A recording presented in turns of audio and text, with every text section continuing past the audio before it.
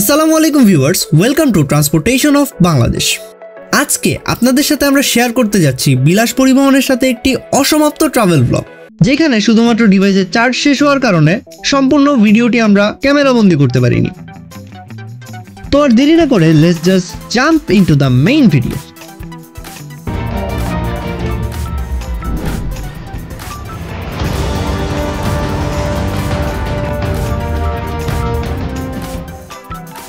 বিলাস পরিবহনের Mercedes Benz বাসে journey করার জন্য আমরা সকাল 9টাতেই চলে যাই ঢাকার মহাখালী বাস টার্মিনালে। দিনটিতে সকালে বৃষ্টি হওয়ার কারণে তখনও যাত্রীর তেমন চাপ ছিল না। বাস টার্মিনালে গিয়ে একটু খুঁজে করে আমরা পেয়ে গেলাম বিলাস পরিবহনের কাউন্টারটি একটু ভিতরে থাকার কারণে হয়তো সবাই সামনাসামনি খুঁজে পাবে না। যাই হোক, কাউন্টারে গিয়ে দেখলাম পরের বাসটি সকাল 10টায় ছাড়বে। আমার যাত্রার উদ্দেশ্য ছিল ঢাকা থেকে শায়েস্তাগঞ্জ, তাই আগেই টিকিট কেটে ফেললাম আর কাউন্টারে রিকোয়েস্ট করলাম যেন আমাকে সামনের সিটটি দেয় এবং তারা আমাকে সেই অনুযায়ী A2-তে সিট দেয়। ঢাকা থেকে শায়েস্তাগঞ্জের ভাড়া 450 টাকা। তো যেহেতু আমাদের ট্রিপ শুরু হবে সকাল 10টায় আর এখন বাজে প্রায় 9:10, তাই আমরা চলে গেলাম একটু বাসগুলোকে ক্যামেরাবন্দি করতে। মহাখালী আর আগের মতো এখন এনাখালী নেই। বর্তমানে এনার পাশাপাশি বিলাস পরিবহন, ইউনাইটেড সহ আরো বিভিন্ন ধরনের বাস এই মহাখালীতে দেখা যায়। মহাখালীর বাস টার্মিনালে এখন একনায়তন্ত্রের বদলে গণতন্ত্রের মতো সব ধরনের বাসই আমরা দেখতে পাচ্ছিলাম। তো যাই হোক, আমাদের ট্রিপের গাড়িটি চলে আসে ঠিক সকাল 10টাতেই। আমরাও তখনই রওনা দিই। যদিও কথা ছিল আমাদের টার্মিনাল থেকেই পিক আপ করবে, কিন্তু রাস্তায় জ্যাম থাকার কারণে তারা রাস্তার ওই পারে বাসটিকে প্লেস করে এবং আমরা প্রায় 2 থেকে 3 মিনিটের মধ্যেই বাসে উঠে যাই।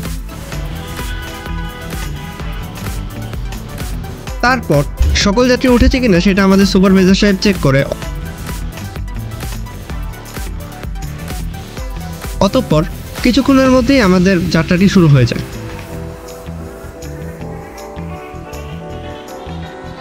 মহাখালী দিয়ে রাস্তাটিতে জ্যাম থাকার কারণে আমাদের ড্রাইভার সাহেব সিদ্ধান্ত নেয় যে তারা এক্সপ্রেসওয়ে দিয়ে যাবে।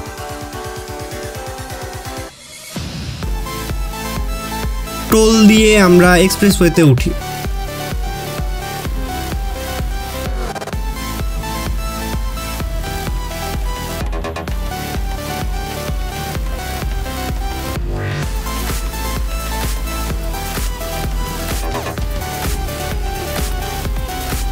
কিছুদের সামনে গিয়েই আমাদের গাড়িটি ইউটার্ন নিতে হয়, কারণ আমরা সরাসরি যাচ্ছিলাম ফার্মগেটের দিক দিয়ে। আমাদের বাসটি ইউটার্ন নিয়ে চলে যাবে এয়ারপোর্টের দিকে। ইউটার্নের ক্ষেত্রে বাসটি একটু লম্বা হওয়ার কারণে ইউটার্নের জন্য একটু বেগ পেতে হয়।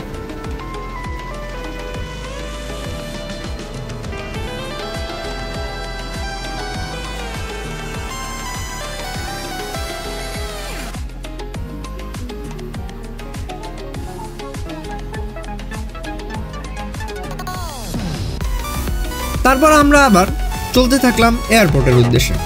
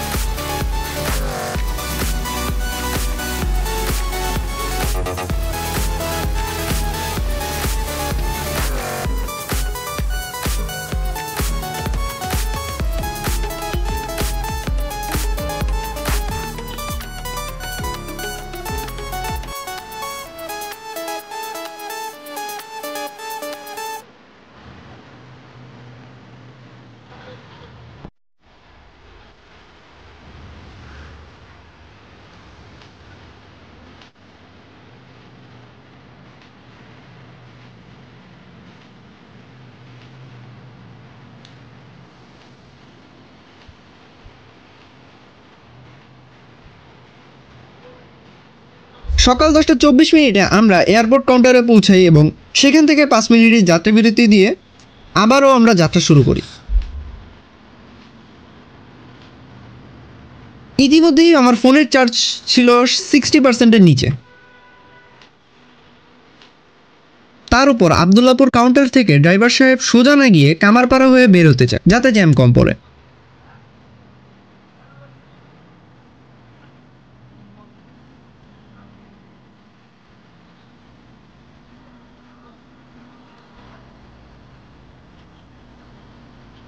কামারপাড়া সেই ভাঙা রাস্তা দিয়ে ধীরে ধীরে এগোতে এগোতে আমরা যাচ্ছিলাম।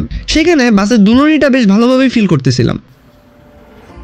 যাই হোক, এখানেও আমাদের প্রায় 20 থেকে 30 মিনিটের মতো জ্যামে বসে থাকতে হয়।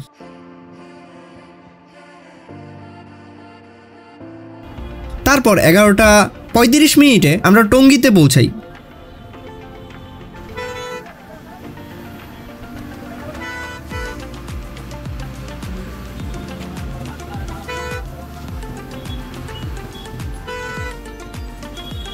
সেখানে 10 মিনিটের ব্রেক নিয়ে আলটিমেটলি শায়েস্তাগঞ্জের উদ্দেশ্যে আমরা রওনা দিই।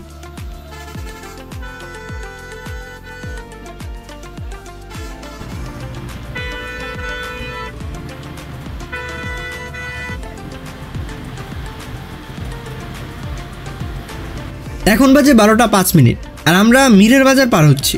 রাস্তায় এই তেসলা পাইলট আর ট্রাকগুলোর কারণে এখানে এগিয়ে যাওয়া বেশ কঠিন হয়ে যাচ্ছিল। আবার বিলাস পরিবহনের এই বাসটি 12 মিটার হওয়ায় হুটহাট এগোচ্ছিল না, কারণ বাসটি বেশ লম্বা থাকার কারণে ড্রাইভার সাহেবকে একটু হিমশিম খেতে হচ্ছিল। অন্যদিকে আমাদের সামনের এনা পরিবহন বাসটি প্রায় মুহূর্তের মধ্যেই চোখের আড়ালে চলে যায়। হয়তোবা তাদের সেই ড্রাইভারটি একটু ভেলকা, অর্থাৎ এই রুটে হয়তো পরিপক্ক, যার কারণে সে খুব সহজেই বাউলি টাউলি মেরে চলে যেতে পারছিল, আর আমরা স্বাভাবিকভাবেই এগোতে থাকি।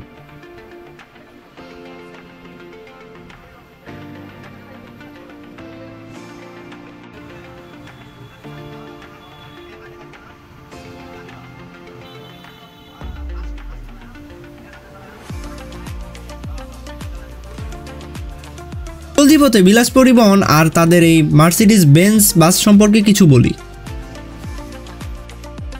এই বাসটি মার্সিডিজ বেঞ্জ OF 1623 মডেলের একটি বাস। অন্যান্য বাস যেখানে 11 মিটারের হয়ে থাকে, সেখানে এই বাসের চেসিসটি 12 মিটারের, তাই এই বাসটি বেশ লম্বা। বাসটি একটি ইকোনমিক ক্লাস বাস, যেখানে বাসের উভয় পাশেই 2টি রোতে 2টি করে সিট রয়েছে। বাসটিতে মোট সিট ছিল 42টি। প্রতিটি সিটের সামনেই লেগ রেস্টের সুবিধা রয়েছে, যার কারণে ভ্রমণে যাত্রাপথে বেশ আরামদায়ক একটি ফিল পাবে যাত্রীরা। তার পাশাপাশি বাসটির interior and exterior decoration, acceleration, braking system, suspension এবং অন্যান্য দিক বেশ ভালোই ছিল। বিলাস পরিবহন বর্তমানে তাদের বহরে থাকা মার্সিডিজ বেঞ্জ OF 1623 মডেলের পাশাপাশি হিনো ওয়ানজে এবং আশোক লেল্যান্ডের এসি ও নন এসি বাসগুলো দিয়ে ঢাকা সিলেট রুটে যাত্রী সেবা দিয়ে যাচ্ছে, যেখানে ঢাকা থেকে সিলেটের নন এসি ভাড়া 700 টাকা, ঢাকা থেকে শায়েস্তাগঞ্জ 450 টাকা। ঢাকা থেকে সিলেটের এসি বাসের ভাড়া এবং অন্যান্য কাউন্টারের ডিটেলস আমি ডিসক্রিপশন বক্সে দিয়ে দিচ্ছি। ঢাকা থেকে সিলেট রুটে এদের প্রায় 11 থেকে 12টি কাউন্টার রয়েছে, যার মধ্যে নরসিংদী, পুবাইলে এবং ব্রাহ্মণবাড়িয়ার বিশ্ব রোডে একটি একটি করে কাউন্টার রয়েছে। আমি যোগাযোগের নাম্বার ডিসক্রিপশন বক্সে দিয়ে দিব। প্রতিটি বাসে ড্রাইভার, হেল্পার ও তাদের পাশাপাশি যাত্রী সেবার জন্য একজন সুপারভাইজার নিয়োগ করেছেন।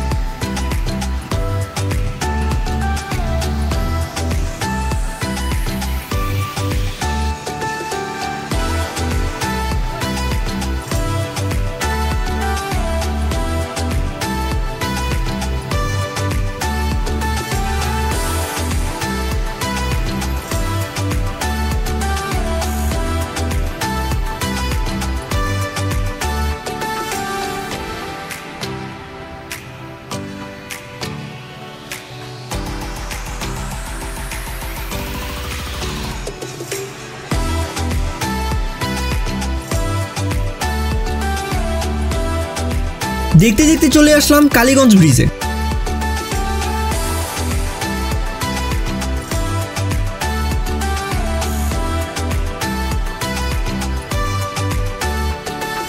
কালীগঞ্জ ব্রিজের টোল পার হওয়ার পর রাস্তা প্রায় খালি ছিল। আমাদের ড্রাইভার সাহেব তাও বেশ ভদ্রতার সাথেই গাড়ি চালায়। তার average speed 80 to 90 kilometre per hour ছিল, যেখানে বাসগুলো সহজেই 100 থেকে 120 পর্যন্ত তুলতে পারে, কারণ এই বাসগুলোর ম্যাক্স স্পিড 125 কিলোমিটার এবং এক্সেলারেশন বেশ ভালো হওয়ার কারণে খুব সহজেই 100, 110 অথবা এর উপরে টানতে পারত।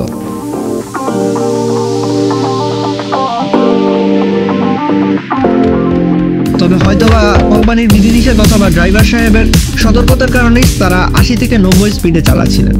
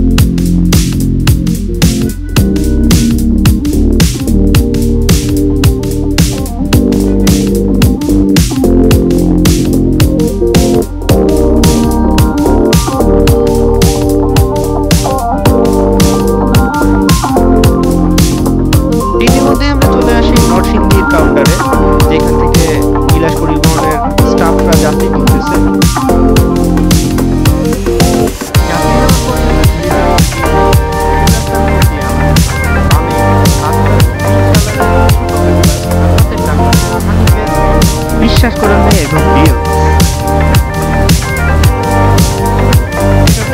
চলাচল করতেছে।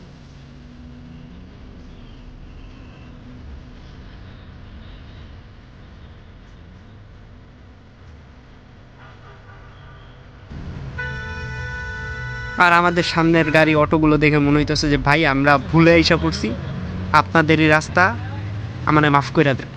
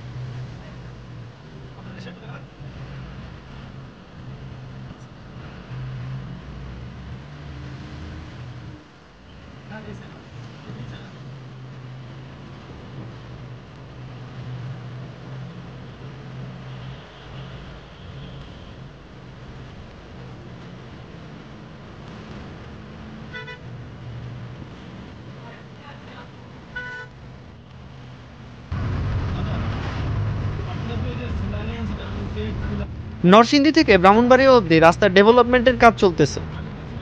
এই প্রকল্পটি বাস্তবায়ন হতে বেশ সময় লাগবে, আর যতদিন সময় লাগবে ততদিন। আর এই ভাঙা রাস্তা দিয়ে আমাদের অথবা ব্রাহ্মণবাড়িয়া ও সিলেটের যাত্রীদেরকে চলাচল করতে হবে।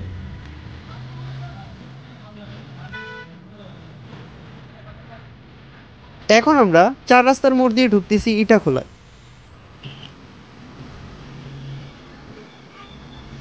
আমাদের সামনে এই ছোট ছোট অটো আর ওই যে ওই রকম মিনি এনাগুলোর জন্য আমরা এগোতেই পারতেছি না। সম্পূর্ণ রাস্তা যেন তাদেরই দখলে। যাই হোক, তাদেরকে আমরা ধীরে ধীরে পাশ কাটিয়ে এগিয়ে যাই এবং আমাদের গন্তব্যের উদ্দেশ্যে চলতে থাকি।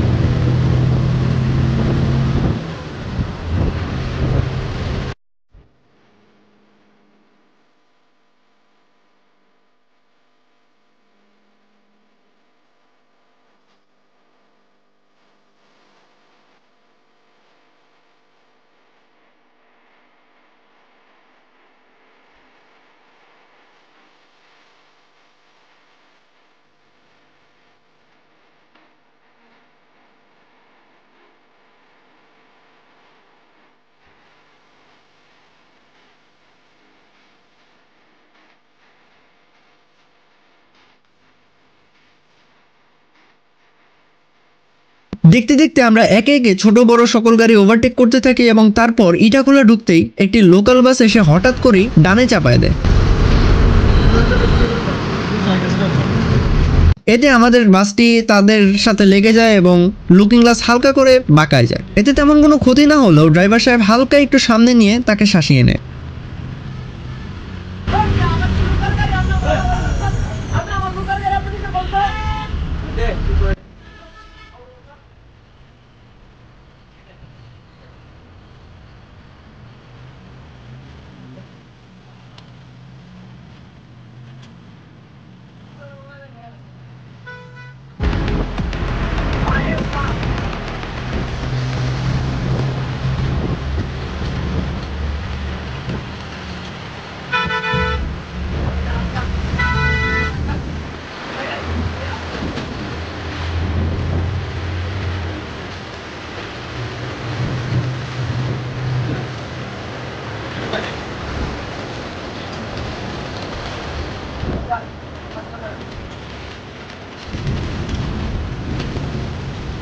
যখন আমরা নরসিংদীর ইটাখোলা পার হতে যাই তার পূর্ব মুহূর্তে অর্থাৎ ভৈরবের আগেই গরুর হাটের কারণে জ্যাম বাঁধে, যা প্রায় 30 মিনিটের মতো থাকে। সময় তখন 2:10 এইখানে ধীরে ধীরে বাসগুলো এগোতে থাকে, তবে ভাঙা রাস্তা ও সামনে গরুর হাট থাকার কারণে জ্যাম বেঁধে যায়, যা ট্রাফিক নিয়ন্ত্রণের আওতায় ছিল। যদি ট্রাফিক পুলিশ থাকতো তাহলে সেখানে হয়তো বা জ্যামটি লাগতো না। এরই মাঝে আমার ডিভাইসের চার্জ শেষ হয়ে যায়। আমাদের এই জার্নিটি সম্পূর্ণভাবে রেকর্ড করা আর হয়নি। ফোনটি আমার বন্ধ হয়ে যাওয়ার কারণে আমি আর ভিডিও করতে পারিনি। অনেক সুন্দর সুন্দর ক্লিপ, যেমন ভৈরবের ক্লিপ এবং তার পাশাপাশি শাহবাজপুর ব্রিজ, শায়েস্তাগঞ্জের মতো জায়গাগুলো আমরা ক্যাপচার করতে পারিনি। বাকি পথের ভিডিও করতে না পারার কারণে আমরা বেশ দুঃখিত। প্রথম পর্যায়ে আমরা ভেবেছিলাম এই জার্নি ভিডিওটি আপলোড করব না, যেহেতু আমাদের সম্পূর্ণ ভিউ আমরা নিতে পারিনি। কিন্তু যেহেতু আপনারা ঈদে বাড়ি যাচ্ছেন, তাই সেই দিকে চিন্তা ভাবনা করে বাড়ি যাওয়ার জার্নিটি ঠিক কেমন হতে পারে তার ছোট একটি এক্সপিরিয়েন্স আপনাদের সাথে শেয়ার করার উদ্দেশ্যে এই ভিডিওটি আমাদের আপলোড করা। আমাদের জার্নি শুরু হয় সকাল 10টায় এবং বিকেল 4টায় আমরা শায়েস্তাগঞ্জ পৌঁছাই। এর মাঝে 2 ঘন্টা আবদুল্লাপুর হতে পুবাইলে, 1 ঘন্টা ইটাখোলায় আর ভৈরব হতে ব্রাহ্মণবাড়িয়ার রাস্তা ভাঙা থাকার কারণে আরো 30 মিনিট অতিরিক্ত সময় ব্যয় হওয়ায় মোট 6 ঘন্টা লাগে আমাদের গন্তব্যে পৌঁছতে।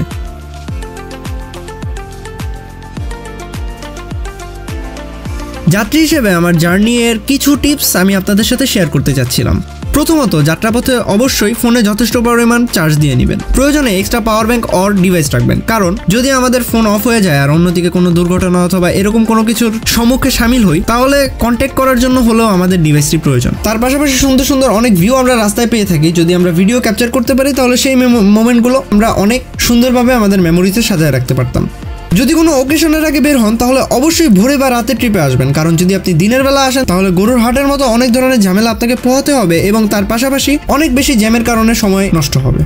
পর্যাপ্ত পরিমাণ খাবার ও স্যালাইন অথবা পানি রাখবেন, কারণ আপনি যখন জার্নি করবেন তখন আপনি জানেন না আপনি ঠিক কখন পৌঁছবেন। তার পাশাপাশি যদি গরম থাকে আর জ্যামের মধ্যে পড়েন তাহলে ডিহাইড্রেশনে ভুগতে পারেন, তার জন্য আপনি স্যালাইন অথবা পানি রাখবেন। এবং যদি আপনার ক্ষুধা লাগে তাহলে সেই জন্য খাবার নিয়ে যাবেন, কারণ জ্যাম থাকলে আপনার বাস যদি আটকে থাকে তাহলে ফুড ভিলেজে পৌঁছতে অনেক সময় লাগে। এছাড়াও যাবতীয় সকল সতর্কতা অবলম্বন করবেন যাতে আপনার জার্নিটি সেফ এবং এনজয়েবল হয়। এই ছিল আমাদের আজকের অসমাপ্ত এক জার্নি ভিডিও। ইনশাআল্লাহ সুন আমরা নির্দিষ্ট গন্তব্যের সম্পূর্ণ ট্রাভেল ব্লগ আপনাদের সামনে উপস্থাপন করব। ভিডিওটি আপনাদের কাছে কেমন লেগেছে তা কমেন্টে জানাতে ভুলবেন না। ফিরছি নতুন কোনো ভিডিও নিয়ে। For all kinds of news, reviews and updates about transport, stay with us, transportation of Bangladesh.